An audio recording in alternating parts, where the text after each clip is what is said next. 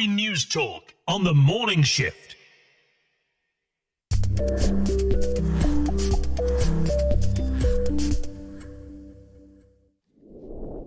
Good morning, Sudbury. Welcome to Sudbury News Talk on the morning shift. I'm AJ Walsh.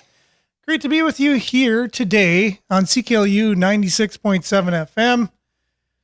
And that's where Billy's going to be listening on his way into work this morning. So make sure to tell us if there's, any glitches or, something's going on. He's basically the sound guy and the everything technical guy as part of the team here, if we can call ourselves a team, which I think we can, and volunteer team.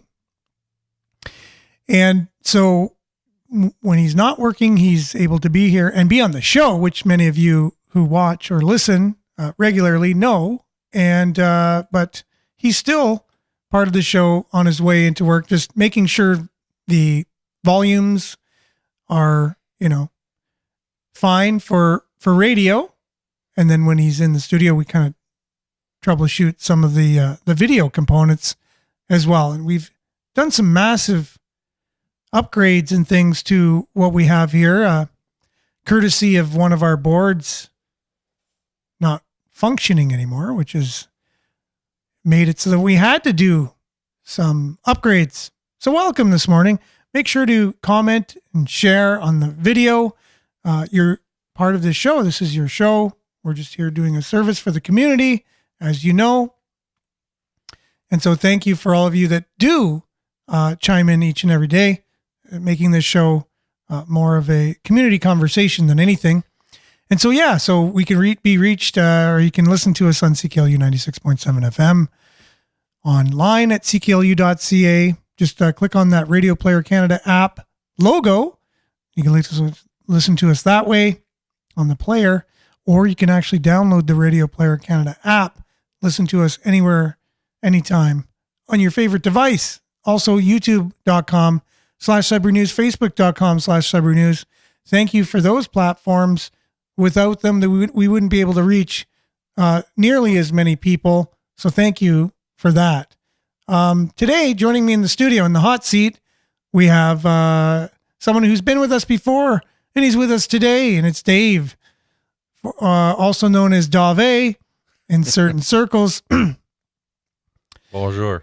Dave. Doesn't that sound a little bit more, eloquent, or I don't know what the word is, but we have come up with the line of, your products Yes. with that name. I don't know if we should announce that today on the show. Early, yeah. It's a little early for that kind of thing. You can do your pre-orders if you want. Pre-order Dave products sold here. One of the sponsors of the show. Anyways. Yeah, it's great to be here. It's Monday. It's a kind of a half decent morning, August the 15th, Monday. Hopefully everyone had a great weekend. I had an okay weekend. It was beautiful in terms of weather, really hot. Hope you were able to enjoy yourselves and make the most of it for sure.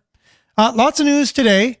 Well, I say lots of news, but it's not overwhelmingly, it's not an overwhelming amount of news, but we have a lot to unpack with the elections coming up here in the city.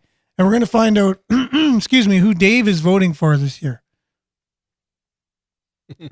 for mayor and for city council. So stay tuned to find out who Dave's top pick is going to be. And all that and more, some sports for you too. The Spartans were in action this weekend. We'll have a little bit on that. In the playoffs nonetheless, and some weather, and then the headlines of the day, and then we'll be unpacking some stuff with your help. So stay tuned. We'll be back right after this.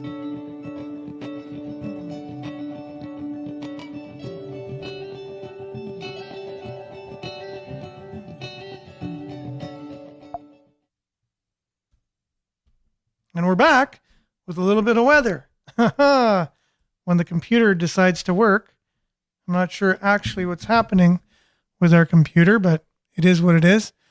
Yeah, there's something different every single day that happens here. And today, I guess just the command, oh, there, now it's finally working again. That's great. Maybe not.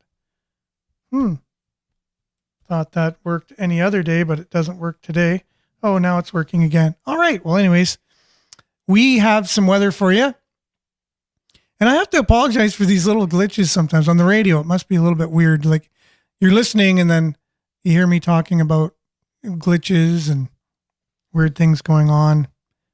Well, you just want to get the news. You're just like, get to the weather already. Well, here we are. Here's the weather.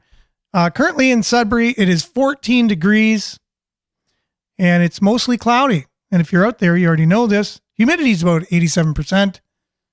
And today will be a mix of sun and cloud, 30% chance of showers in the afternoon, wind becoming 20 kilometers late this afternoon. And the high will reach about 25, but it'll feel like 27 with the humidex. The UV index is 7 or high.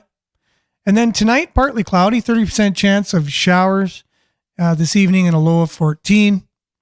Tuesday, mainly sunny, increasing cloudiness in the morning. Then a 40% chance of showers in the afternoon. Wind becoming northeast, 20 kilometers late in the morning. And then 25, but it'll feel like 29 tomorrow. So it'll feel about 30 degrees. UV index will be about 6. So similar to today, a little more clouds and hotter. And then the long range, as we see, is Tuesday, as we said, 40% chance of showers tomorrow. Very humid and sticky and hot feeling. And then Wednesday and Thursday calling for pure old sun. Sunny, high of 26, Wednesday and Thursday. And then you have your regular mix of sun and cloud forecast for the foreseeable future after that going into the weekend this week. But again, anything can happen. That's why they put the, partly cloudy, mix of sun and cloud, because you can just say that and get away with it. And what we can get away with is a little bit of sports right after this.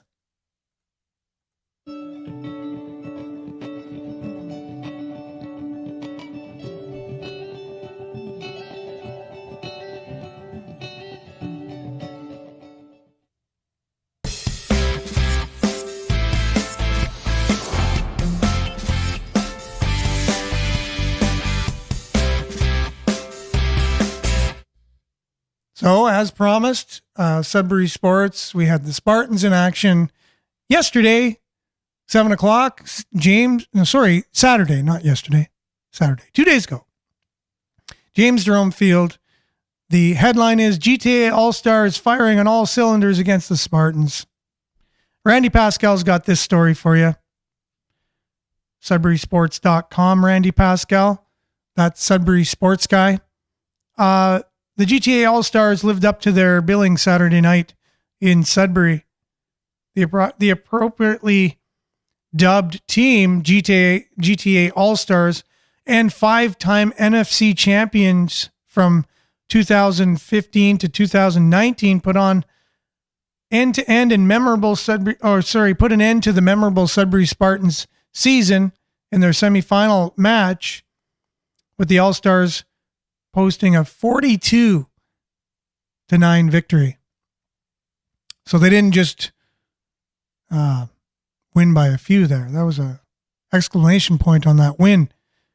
Led by an efficient aerial attack that highlighted the inherent raw athletic advantage of the GTA crew and speedsters who created havoc for a game, but overmatched the Sudbury defensive side. The visitors built up a comfortable 28-7 lead at halftime. Yes. So I was unable to go to that game. I had an event to go to. A friend of mine returned from being out of the city for 2 years. And so I was there at his homecoming. And so I was not able to catch the game live. However, I was checking in on social media, and I got that halftime report, and I was like, oh. Unless there's a miracle comeback, which I would have loved to be talking about this morning, it looks like it's not gonna do it. So after halftime, Sudbury was only able to pull out 2 more points, but the All-Stars almost doubled their points. So anyways, great season for the Sudbury Spartans.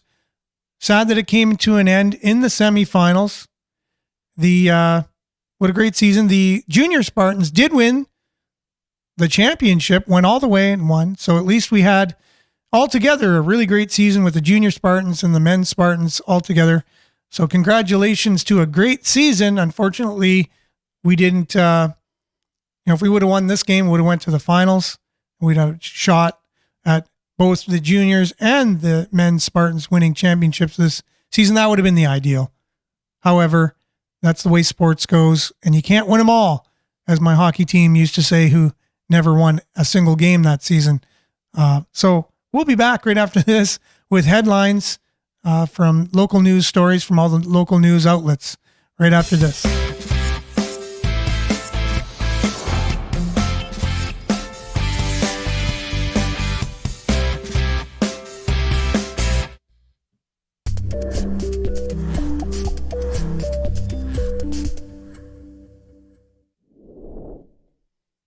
All right, and we are back.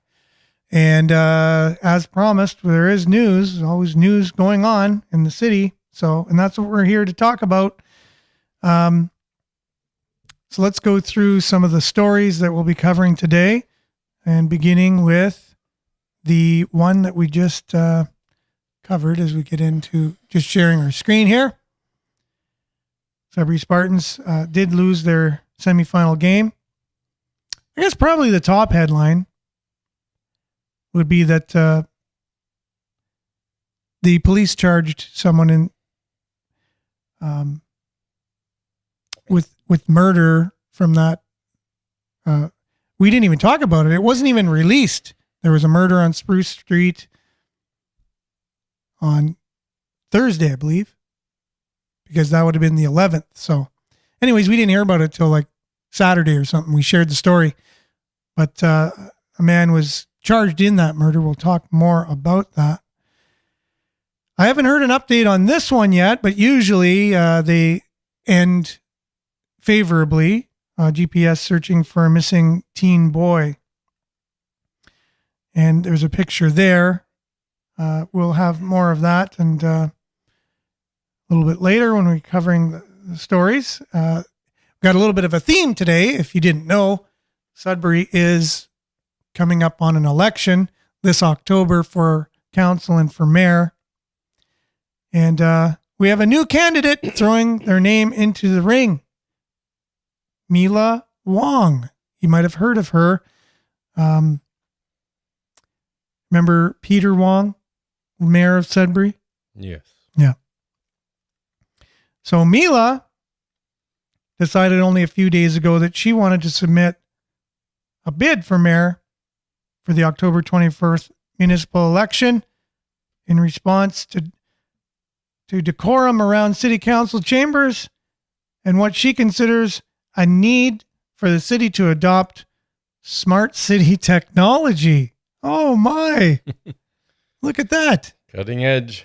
You know what though? After all we talk about on the show, I'd love to be a smart city. No? Well, I don't think smart is different for different people, I think. Yeah. But I definitely would love to be a smart city. It doesn't seem like a lot of smart things have been going on lately. And so Miles is chiming in here.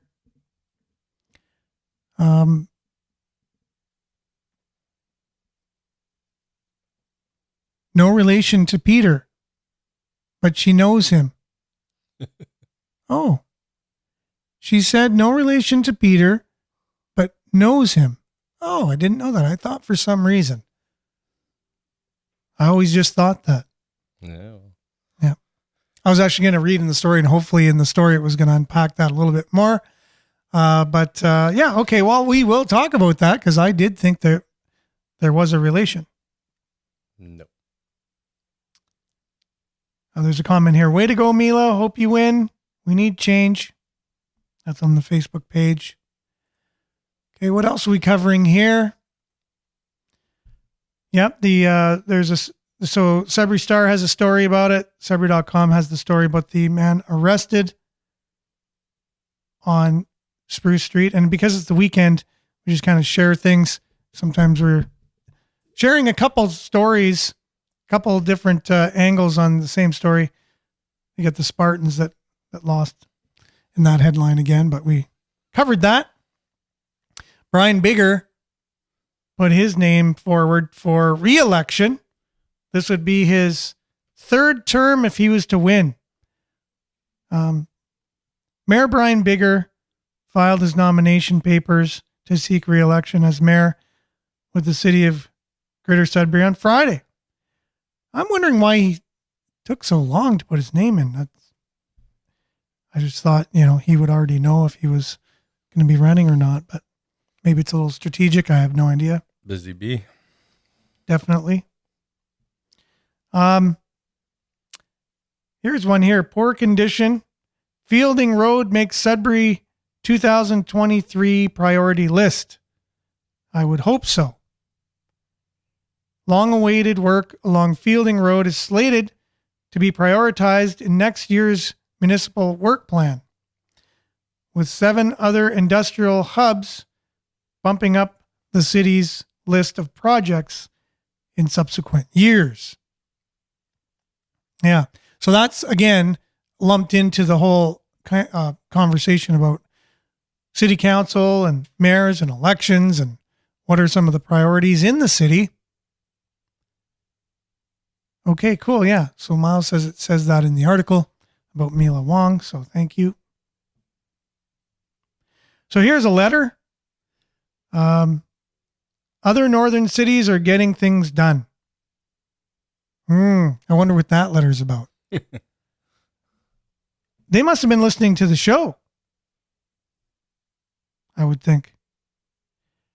So here, the newly crowned under 16 champions, the Spartans, will be honored at halftime. And that was Saturday at the game. So, okay, well, let's go. I don't know. How do we want to start this? The man charged, I guess. Let's go into that. Sudbury.com has it covered on their Good Morning Sudbury stories to start the day. So let's see here. Man arrested for homicide on Spruce Street death. Greater Sudbury police say they've arrested 34-year-old man for homicide in connection with a woman's death. Officers attended an address on Spruce Street in Sudbury at 6:43 a.m. August the 11th. Officers arrived on scene. A deceased woman was located in the home, and police detectives have arrested a man, Hatinder Sharma, for homicide as a result of an investigation.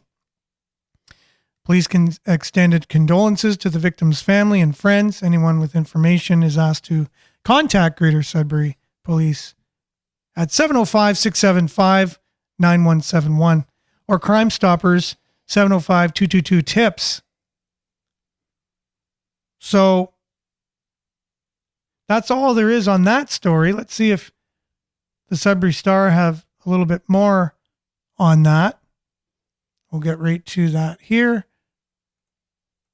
We'll get Sudbury Star also covered that. Just want to see if there's more information because it seems a little, not too much information on that. And maybe they're just putting out what the police have said. Yeah, in a release. It's believed the victim is Sharma's spouse. Police did not release the victim's name, but CTV News in Sudbury is reporting she was 27 and worked at Health Sciences North. So there was a little bit more information here.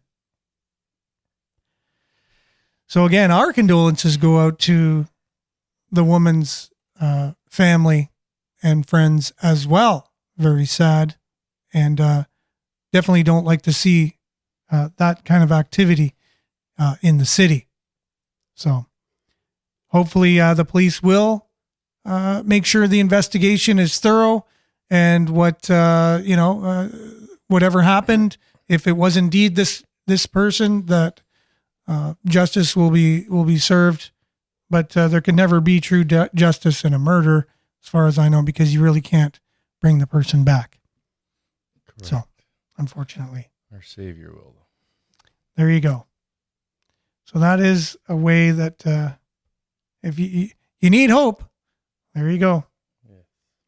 Missing boy here in Sudbury. GSPS searching for missing teen boy. Here's a picture here. I'll just put it up on the screen, full screen. I don't know if you recognize. Sorry, for people on radio, you obviously can't see. So this is just for people on YouTube and Facebook Live. Curtis Sudbury Police are asking for the public's assistance to locate 15-year-old boy Riley Saint Jacques Dumas. The teen described 6'6" tall. He's very tall, 150 pounds, with black hair and hazel eyes. No further information was provided by police. Anyone who has information is asked to contact Greater Sudbury Police, 705-675-9171, or Crime Stoppers, 705-222-TIPS. Again, just last picture, just in case you may be familiar. I haven't had an update on this yet. This came out yesterday. And so far, we haven't had an update that he has been found. So if you do know anything, make sure to contact police or Crime Stoppers. Now, I want to get into this letter right away about the city and, how other communities are able to get things done, and why can't we? And that was the main question I've been asking for the last few weeks. Why do other communities, Sault Ste. Marie, North Bay, not too sure about Timmins as much, but why are they able to get things done and we're not? Like, we're looking at the recent vote down of the KED, the recent bankruptcy of Laurentian University, and many, many other things. And why it's just, in the city, we're not able to really get things done. Anyways, so let's look at this article here. I continue to shake my head as I read the headline stories regarding City Hall. And I have to agree with this particular person so far. The letter goes on to say, Sudbury has the largest population base in Northern Ontario. Thunder Bay has the second largest. Neither is the capital of Northern Ontario. So many pretend that Sudbury is.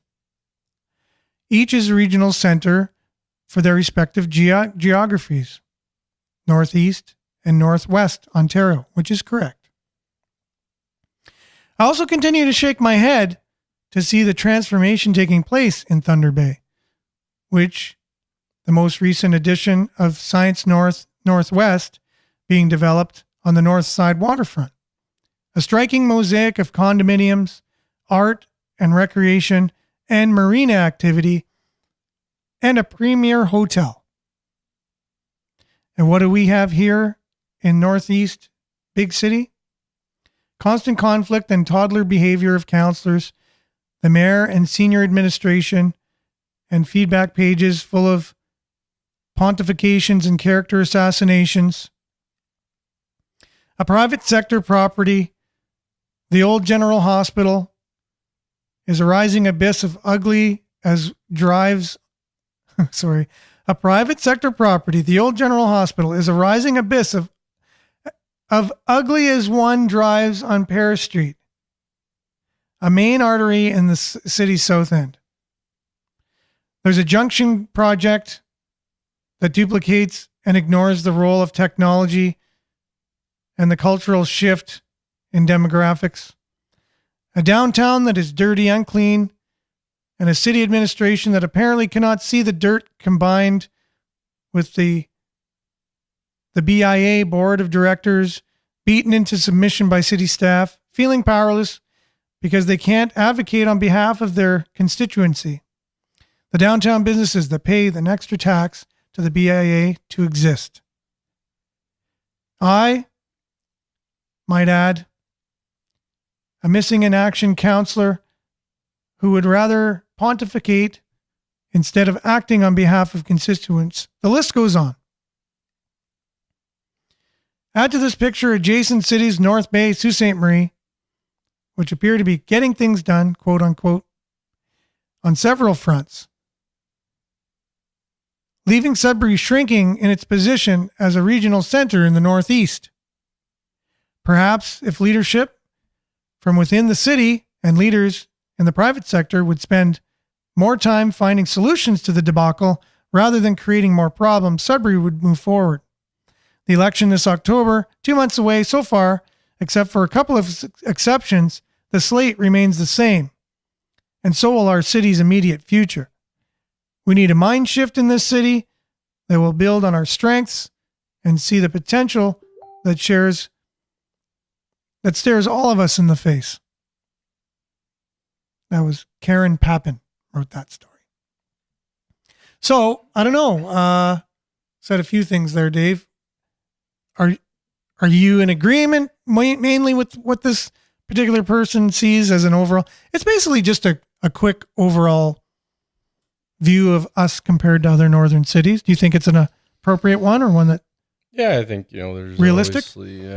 There's another letter, I think, that came in from a guy that says, get back to basics. So, yeah, I think there's definitely been some mistakes made. Obviously, it's, clear that there's not unity. And, I think there is, some truth to what she's saying. I don't have all the facts. So, I definitely think, a lot of people are frustrated. So, we need to really look at, these candidates and really see what their plans are and make a good decision when we vote.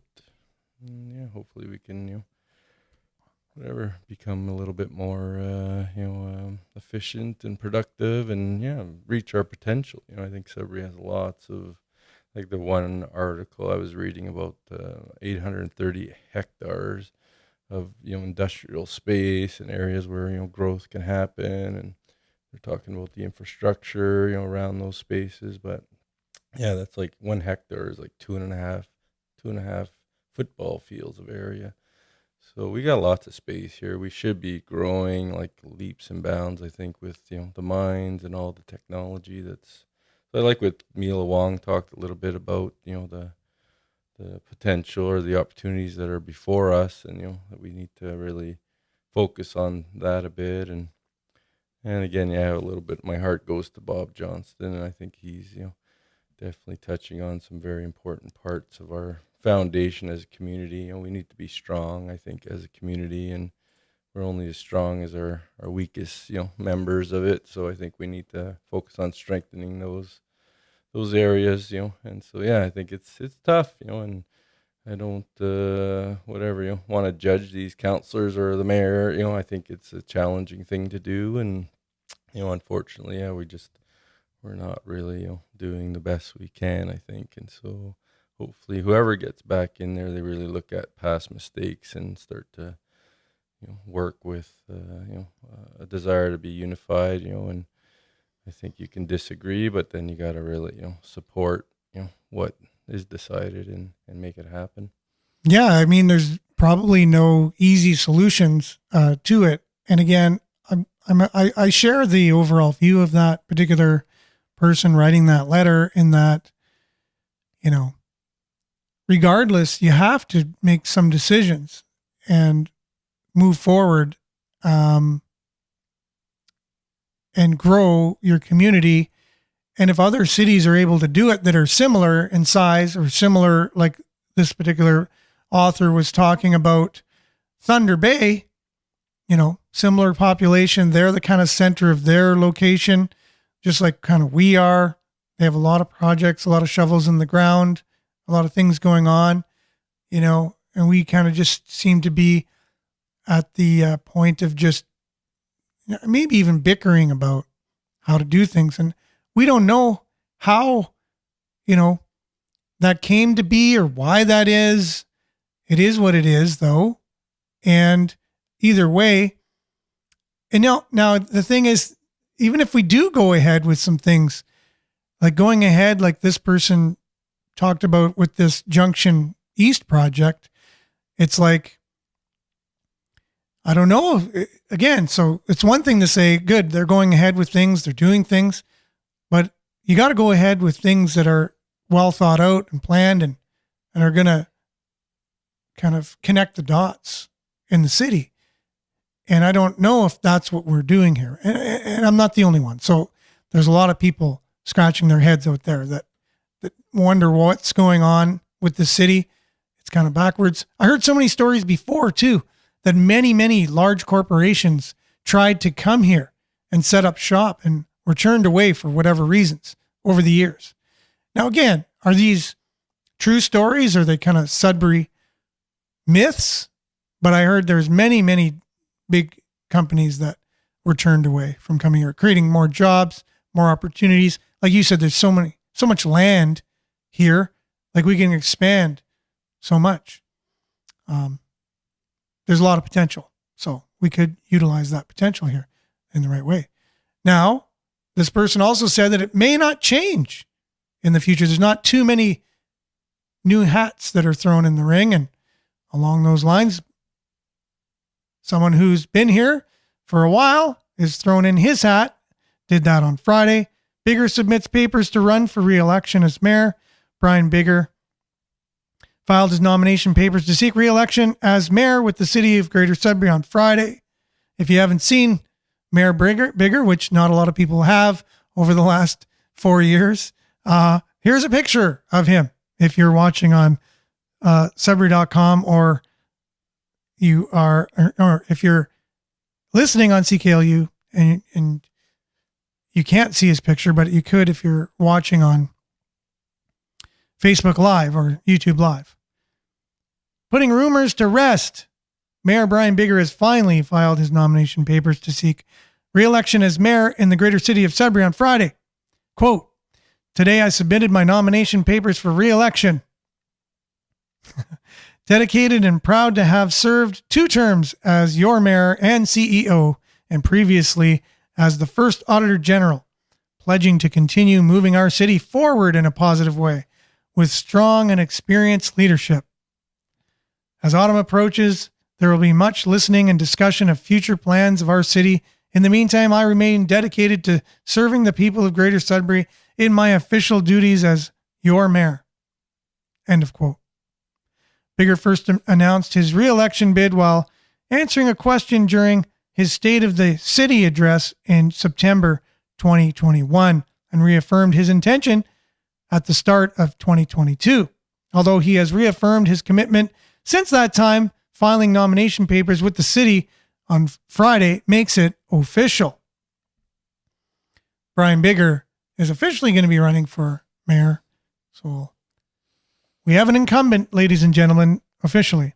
Although he has reaffirmed his commitment since that time, yeah. So it finally makes it official. And he also said, "I'm very proud to have been serving residents starting as Auditor General in 2009 and being elected as mayor in 2014. So I'd be proud to represent the residents again in another term of council as mayor," he told Sudbury.com in January. With Bigger registering, there is now 8 mayoral candidates vying for the position in the October 24th election. Candidates also include, and I'm sorry if I'm not pronouncing people's names correctly with the right, accents and things like that. I just do apologize ahead of time. There's no reason other than the fact that I need to get out of the house more and learn more languages and things like that. So Evelyn Dutrazak is going to be running. Don Gravel, Bob Johnston, Paula Five, Miranda Rocca Cercelli, and Devin LaBranche. And then also Mila Wong registered on Thursday. And we can have a little bit more, like Dave already alluded to, covering because Sudbury.com just covered that. So we will unpack Mila's kind of platform a little bit. We have talked about each of the candidates as they put out their press release or their names that they were running. And we covered each one as they came out in the news. So we're not giving any one more airtime than another. As long as they're in the news, we'll be talking about them. And whenever all this stuff is closed, which is apparently 2 p.m. August 19th. So candidates have until 2 p.m. August 19th to submit their registrations. Voting bigger is the definition of insanity. That's what Miles says. So we all know that who Miles won't be voting for this election. So yeah, but if you want to make that ninth, if you want to be the ninth person to run, 1, 2, 3, 4, 5, 6, 7, 8, 9. You want to be the ninth, you can submit your name before 2 p.m. on August 19th. It is enough. This is the thing. The more people that run for mayor, it means Brian Bigger will be in because he's the one with the most name recognition. He's the one who's already been the mayor. So the more you have running against him, you're just splitting up the anti-Bigger vote. Because unless you have another one, which I do believe we do have a possibility. So it's not 100% for sure thing that by having a lot of people running that Brian will get in due to one particular candidate and one particular candidate alone. We're going to see if Dave knows who that candidate is, and he gets 5 points if he gets it right. Paul LaFave. Hey, there you got it. Yeah, you got that one right.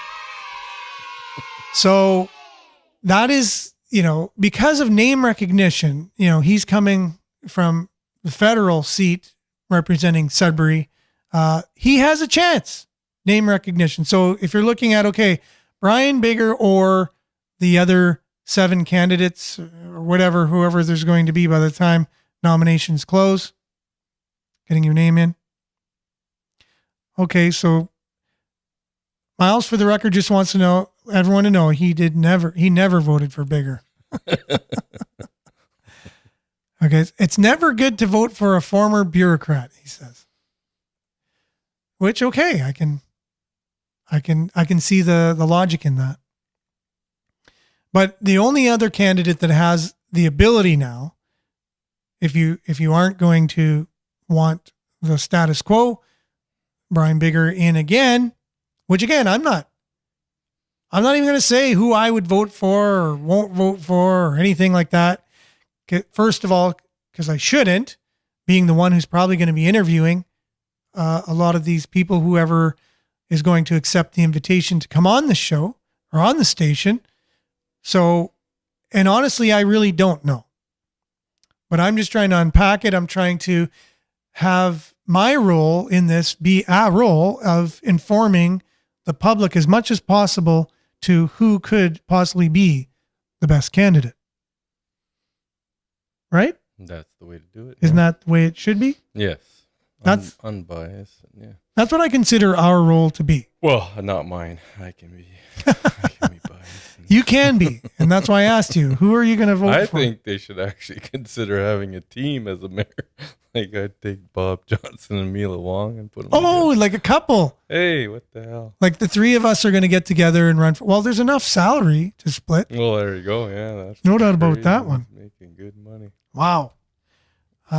Yeah, we're getting up to the $250,000 a year mark in Sudbury. So here we go. Let's see our newest candidate that we know about here in Sudbury. It is Mila Wong. Let's talk about her a little bit and what she would like to bring to the table if somebody wanted to vote for her. What could they expect? What does she want to bring to the table? So here's a picture right by the new bouncy water park near Science North. So Wong's mayoral campaign centers on decorum technology. Mila Wong decided to run a few days ago, submit a bid for mayor in response to the decorum around city council, the chambers, and what she considers a need for a city to adopt smart city technology. The city's 7th of 8 mayoral candidates to register thus far only decided a few days ago she wanted to put her name forward to lead the city. And she says, I've had enough of dysfunctional city council. And there's so much squabbling and egos that are just bent on insulting each other. There's just no dignity to the position, she said. When things are bogged down by sweating the small stuff, you forget the reason why you were elected and what's beneficial to the city. A turning point was Ward 2 Councillor Michael Vagnini's response to the deputy fire chief, who declined to let him use fire department equipment for a longtime volunteer's funeral. On Tuesday, City Council voted to dock Vagnini 40 days' pay for employing what City Integrity Commissioner Robert Swayze described as, quote, vulgar and disrespectful language, unquote, in dealing with the deputy fire chief's denial. Tuesday's City Council meeting broke out in shouting matches, which forced a temporary recess, including Vagnini yelling accusations at Ward 11 Councillor Bill Leduc. That is so petty, Wong said. I think we should worry more now about the opportunities. We're on the cusp of great opportunity. Mining is going to boom with the need for lithium and cobalt as those battery components. And now is the time to be proactive. Wong was a regional councillor between 1991 and 1994 and ran unsuccessfully for Ward 5 in 2000 and Ward 10 in 2014. She also registered for Ward 10 in 2010 but withdrew from the race. So she's been in political arena, local politics before. A while ago, though. That was in one term between 1991 and 94, and then also in 2000. Oh, no, so that's the only time she was in. She ran and then wasn't able to get in 2000 and 2014. So 2010, she removed her name. Her political aspirations also led her to run provincially for the Progressive Conservatives in 1999, 2003, coming in second to the Liberal candidate Rick Bartolucci in both elections. She was born and raised in the Philippines and immigrated to Canada in 1966 upon getting a job in Winnipeg. She'd initially been offered a job in Philadelphia, but said she looked at a map 3 weeks prior to departure and better appreciated how centrally Winnipeg was situated. She relocated to Sudbury in 1977. I just loved the vibe of the city, and the people were kind, and its mixture of different cultures, which is attractive to me, she said. The people in the multicultural component of Sudbury, and it's one of the cities I felt at home in. So anything else that she said here stand out to you, Dave, as a... Well, yeah, basically I read the article a little bit, and to me it's, getting with the times kind of deal and having a big, picture view, it sounds like, is what she's presenting, so to me that's wise. And again, there's not much detail, so I don't know, to me. Yeah. And I think, just the fact that, like, that's just embarrassing how city council's acting. Like Sudbury, For to sure. me, people are friendly, majority kind, good, hardworking people, and they get along, and obviously you get the odd exception, but I think we need to have our squabbling in the back a bit, and like you got to have a leader that can put these people together and present things in a amicable way. And it's just, I don't know, it's messy and it's not good. Yeah, it is. And I mean, it makes there's this type of show, there's drama and things to talk about. Yeah. However, it's just, I don't know if it's really helping the city make decisions and move forward or attract investors. You know what I mean? Like if you want to start a big company and then you start seeing this kind of stuff going on in the city, legislator or whatever, it's just like, I'd stay away till things, they learn to get along. Yeah, and I think, like Mila was saying, I think despite ourselves, the city will grow because of the mining. I think regardless, because we have billions of dollars beneath our feet that the world is going to need very shortly, more than ever. Sudbury will grow and will prosper financially. However, we could do it a lot more gracefully and more well thought out and well planned, instead of like Sudbury was originally put together haphazardly, because it was the mine and the city was an afterthought. The mine had to basically produce, but city streets and where things were located were just an afterthought. Okay, people need to live, build them some houses over there. Let's get back to mining, and hopefully we don't do the same thing looking forward. If it's a boom and we got to do things quickly, we should be able to speak to one another and communicate well in order to make things happen in a quick fashion, instead of discombobulated and just building something because of the need and not really thinking it out 100%. So back to Mila Wong, I don't know if you knew she was a registered nurse. Yeah, it's good to know a little background, where she comes from. So a little bit of health background. Yeah, she was a humanitarian, former human rights officer. So that's encouraging, to me. That's whatever. No one has it all though, but I think those are some fundamental things you want to care about humans, and you want to see us, go forward in a wise way, in a way that's sort of, going to be consistent with what other communities are doing and what's the future, what the future's bringing us. But interestingly enough, too, right? Something that relates to something that might help her in this position and help the city. She's a qualified arbitrator and mediator as well. Yeah, that's it. That's gotta get worked on as far as helping these people get along, and so that's definitely going to help. Like if you have experience knowing how to take, an escalated conversation and de-escalate it and get down to business and arbitrate and moderate things, I think that's definitely a bonus. So that's in her favor. Yeah.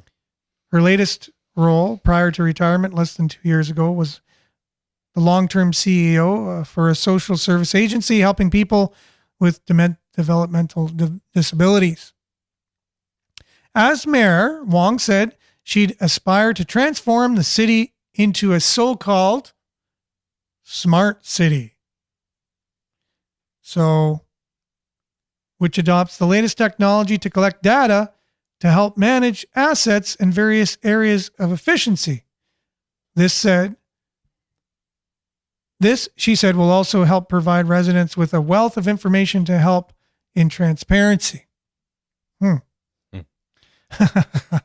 a little scary aspect of that. So they do have a link there. If you want to read the Sudbury Star or Sudbury.com article, in this, article, when it says smart city, there's a hyperlink there, and you just click it and you can do your own research on what a smart city actually is. I have extensively, because I've just graduated recently from Laurentian University communications. And that was one of the things and I particularly included in some of my research was smart cities and the good, the bad, and the ugly of them. Now, I know Toronto is definitely slated as a smart city. It's on the map for the UN and the global kind of roadmap of the new world that we're going into. So Toronto is definitely earmarked as a smart city.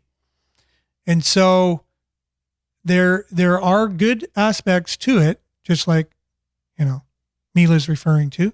And then there's also, with every good thing, there could also be maybe not so good things as well.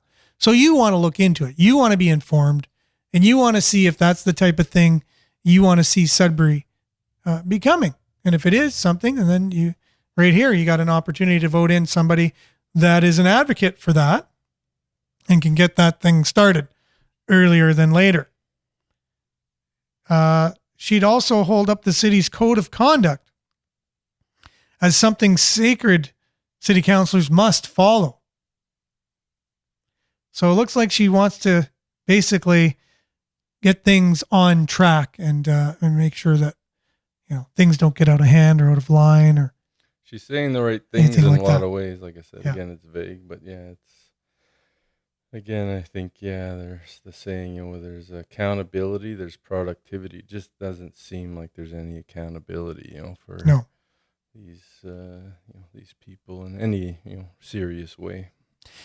So she also, this is what Miles was alluding to, although she's often mistaken as being related to former Mayor Peter Wong, Often, yeah. whom she considered a good friend and ran in some of the same circles as he. Mila Wong is of no relation. That said, Wong commends the past mayor for doing quote unquote very progressive things in the city and for being for leading with a degree of professionalism and respect she pledges to aspire to match. Wong's campaign is going to be a quote unquote minimalist and will not include lawn signs. Oh, that's interesting. Huh. So that kind of goes against the whole traditional way of running for mayor with lawn signs. And so I did meet former Mayor Peter Wong. He came I worked for a not-for-profit food bank / counseling place called Inner City Home for many years. And while I was there, he came in to the home to do a tour. The only time I could remember a mayor going through the home, and the home was a really great service for the city, providing a great service for a vulnerable population that had a hard time making ends meet, and provided emergency groceries supply of 1 week grocery supply. I think it was 3 days to a week, depending on how big your family was, if you're a single person. And then we also provided counseling to people that couldn't afford it, crisis counseling, budgeting, things like that, like life skills. And it was great. I really enjoyed it. And so Peter Wong came in, and I had a Book of Mormon just sitting right on the corner of my desk right there. And he goes, "What's that?" He goes, "Is that a Book of Mormon?" I said, "Yeah." He goes, "Oh, are you?" I said, "Yeah." And he goes, "Oh, I have a lot of great friends who are. And actually, I go skiing with them in Utah quite regularly and whatever." So we had a great conversation around that. And I told him I will be going there for 2 years coming up in the future. And we said, "Oh, hopefully, when you come back, you can tell me about how the trip went, whatever." But then he passed away, unfortunately, before we were able to get back in touch with each other. So we had like a kind of a real personal conversation there while he was on his tour. He was very friendly. He was easy to, and I've spoken to many mayors and people, politicians, and he seemed to be one that was less of a politician, just more of a person that was serving. Yeah. I don't know if you know what I mean or not. No, yeah, definitely. Yeah. I think, there's people that just put on a facade and try to tell you what you want to hear. And there's other people that actually have a heart and care and, and want to make a difference, and serve, and so it's nice though you're able to, have that interaction with him. And yeah, it's too bad he's maybe not around to run again. For sure. I was truly saddened when I heard that he passed away, and was much, much, much too young.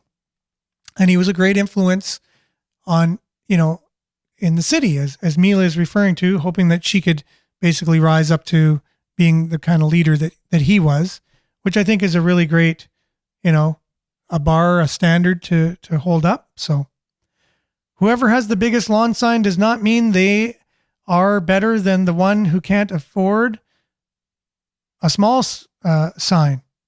Now, we talked about Bob Johnston too, and he's one that you really like. Yeah. Now, I think he's in that same boat, right? He had to do fundraising. He doesn't have his own means to run for mayor and pay all the expenses of the lawn signs and things that it costs to campaign. So he had some people help fundraise for him. Yes, yeah, I think we need to try to support him, but yeah, it's again, they need to, all of them really need to present a real clear plan, and not these talking points that are great to hear and give us some indication, but yeah, if they could really be a little bit more whatever elaborate, or give more details on what specifics they can at least see Yeah. themselves moving forward with, would be helpful, I think, for everybody that needs to vote and wants to vote. And wouldn't we think with social media these days, the lawn sign doesn't necessarily need to be there in some ways? Like, how many people have access to be able to, and what's a lawn sign do? It's a picture and a message. Yeah. That's to me, it. It's very little. Yeah. It's Yeah. like this whole, it's trickery almost to some degree. It's like this, buy something for $19.99, like just say $20. Yeah, It's like, I see what you mean. it's Yeah. like this kind of little bit, like, okay, I got so many signs, therefore, I'm better. And it's just like this person saying it's not the case at all. Yeah. I mean, this is like, yeah, I got a lot of money behind me, maybe, is more what we should be seeing when we see those signs. Or like I said, when something's $19.99, someone's trying to just pull the wool over my eye. They're not being straightforward. So I think, yeah, trickery and different kinds of tactics of whatever marketing and things like that are hopefully being seen for what they are a little more these days, and people are looking deeper. So she has basically, and again, along these lines of, that kind of trickery and whatever, but the message still needs to get out of what they're going to be doing. And that's what we would hope to provide for people, is what are the messages? What are the platforms? What are the things these candidates are running on? And Wong says hers would be accountable, smart city. Government that I will dream and aspire this city into. Definitely, yeah. I think Yeah. that's good words. And again, I think, there is, with all the technology you have, there should be a little bit more community involvement. I think we should be able to get, more of a community input, and people can submit ideas, and just a little bit more interaction than just voting one day for some person. Yeah. And then 4 years of them, it's my way or the highway kind of Exactly. attitude, like every year, what did you plan to do this year? And then at the end of the year say, hey, yeah, I did all these things, I didn't do those things, like, and That's true accountability, right? I'm saying I'm going to do this, and then at the end, let's see what you said you were going to do. Let's go back to what you said at the beginning, and let's see what you did. And unfortunately, the only one that's going to be able to have that type of accountability in this election is the incumbent, Brian Bigger. Will be able to go back and see what he had said he was going to accomplish back then, and then see how many of those things were indeed accomplished. So unfortunately, the incumbent has that, and that alone on his side, good, bad, or ugly. That's the only one who can truly have that. And then the one we vote in will then in the future be able to do that with. But speaking of that and the future and accountability, we're accountable to the radio station, which has Earshot Daily coming up very shortly in the next few minutes. And I just want to thank Dave for being with us this morning. Thank you. I want to thank you for listening and for commenting on Facebook Live, YouTube Live. See you same time, same place tomorrow on this station and these social medias. Ciao, everyone. Have a great day.